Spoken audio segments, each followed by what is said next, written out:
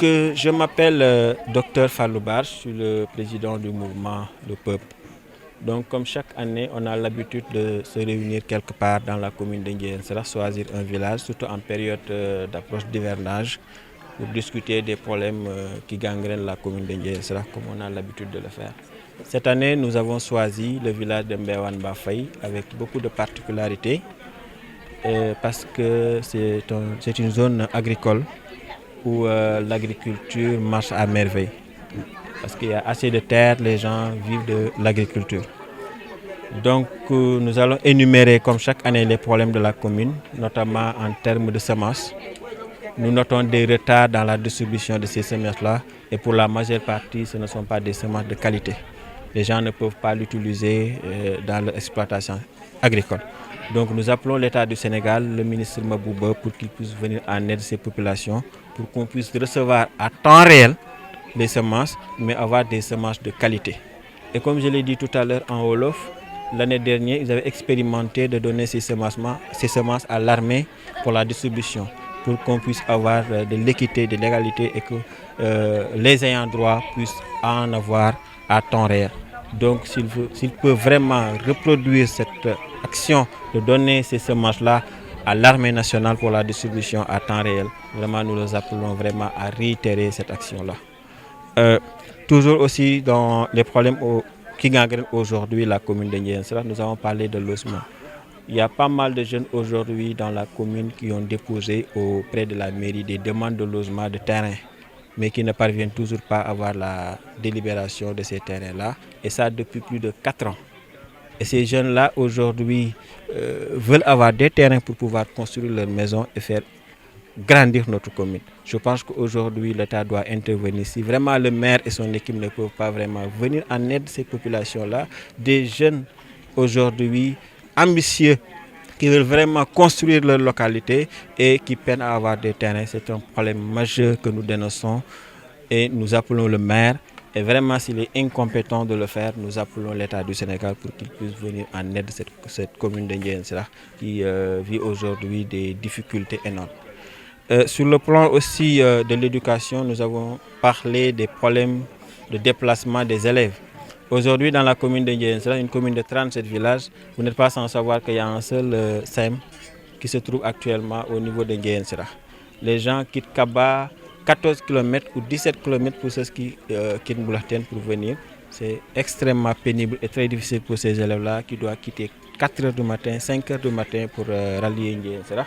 Je voudrais vraiment, en tenant d'avoir un deuxième SEM dans la zone de Kaba, que le maire puisse s'activer à trouver au moins un car capable de ramasser les élèves dans des coins reculés de la commune pour leur faciliter le déplacement, leur faciliter le transport.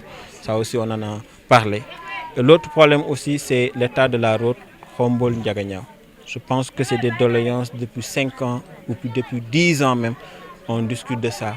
Et que le ministre Amadou Ba, à l'approche des élections présidentielles de 2024, avait même fait des poses premières pierres au niveau de la commune de Ndiéyène-Sirakh. On pensait que le problème est réglé, mais jusqu'à présent, on ne connaît pas où se trouvent exactement les blocages et que vraiment la commune peine à voir le début de ces travaux-là. Donc nous interpellons le ministre du Transport, M. Diémé, pour qu'il puisse nous dire exactement c'est quoi les blocages et qu'on puisse nous aider parce que c'est une route très pratique qui relie en tout cas plusieurs routes nationales et aujourd'hui qui intéresse le Sénégal, c'est une demande nationale.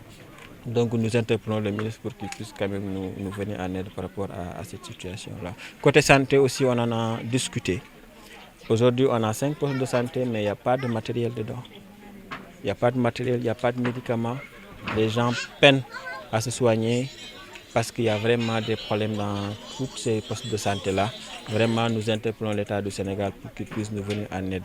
Et dans ces postes de santé, comme on dit, à part l'ICP qui est payé par l'État du Sénégal, c'est quand même sur les recettes que nous gagnons de ces postes de santé-là qui nous permettent aujourd'hui de payer les autres personnels de santé dans ces postes de santé. Et que vraiment, aujourd'hui, il n'y a pas de recettes, il n'y a absolument rien dans ces postes de santé-là. Et il y a plusieurs ICP aujourd'hui qui appellent à l'aide, qui font des réunions parce qu'ils commencent vraiment à avoir des difficultés dans ces postes de santé-là. Et nous interpellons l'État du Sénégal pour qu'il puisse nous venir en aide par rapport à ça. Ndiéyène-Sirakh aussi vu aujourd'hui des problèmes d'eau potable. Dans le village où nous sommes aujourd'hui, à Mbéran-Bafé, depuis la Tabaski, il n'y a pas d'eau. Les gens sont obligés d'aller s'alimenter au niveau des puits dans les alentours. On ne sait pas exactement quel est le problème. Il y a des forages qui sont là, mais on peine à avoir de l'eau potable. Pourquoi? C'est quoi le problème? Où se trouve l'argent que nous payons? Nous payons nos factures à temps, mais où se trouve cet argent-là? Nous interpellons le maire pour qu'il puisse nous dire quel est exactement le problème. Ndiéyène Sirakh aujourd'hui, c'est une commune sans maire, commune extrêmement morte, il n'y a absolument rien. Je pense même à l'idée de nous envoyer une délégation spéciale pour sauver la commune.